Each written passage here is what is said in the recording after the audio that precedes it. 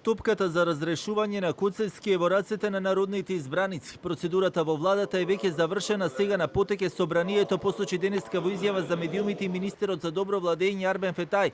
Се повика и на објаснувањето кое беше дадено од владата и премиерот, каде меѓу другото беше наведено дека владата врз основа на член 88 став 1 од Законот за јавно обвинителство, а по претходно добиено мислење од страна на Советот за јавни обвинители, му предлага на собранието од функцијата јавен обвинител на Република Северна Македонија да го разреши Љупчо Куцевски поради направени крупни професионални грешки при раководењето со јавното обвинителство, што доведува до нарушување на ефикасноста и функционалноста на обвинителството.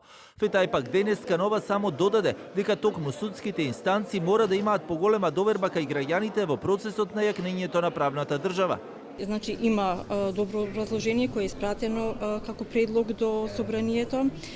Се надевам дека собранието, односно сега топката е кај собранието и се надевам дека во одредените рокови, законски рокови, собранието ќе постапи за негово разрешување.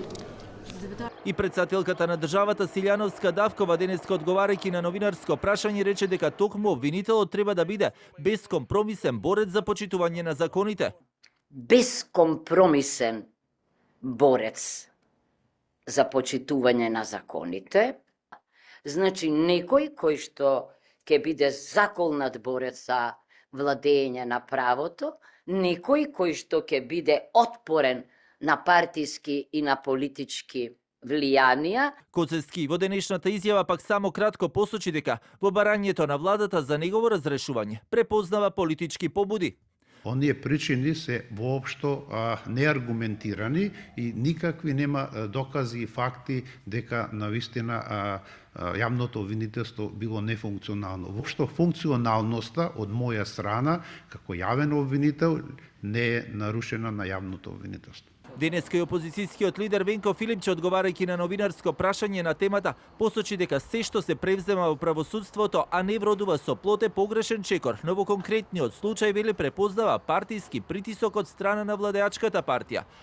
Прво дозволете да кажам дека сметам дека се што се превзема во правосудството, а не значи вистинска реформа, не води никаде.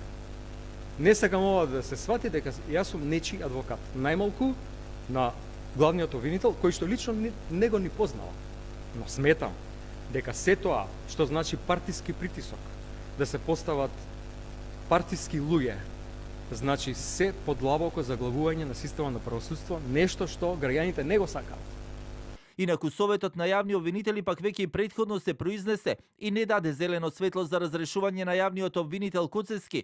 За сега одговор кој ќе биде неговиот наследник нема, затоа ќе треба јавен повик, а потоа повторно процедурата се враќа во собранието. Од владата и денеска само кратко посочија дека очекуваат процедурата да заврши брзо и дека тие не се на исто мислење со Советот на јавни обвинители. Претходно во собранието на јавниот обвинител Куцевски му беше изгласана интерпелација, но тој ниту тогаш не се појави во собраниската седница и испрати само допис.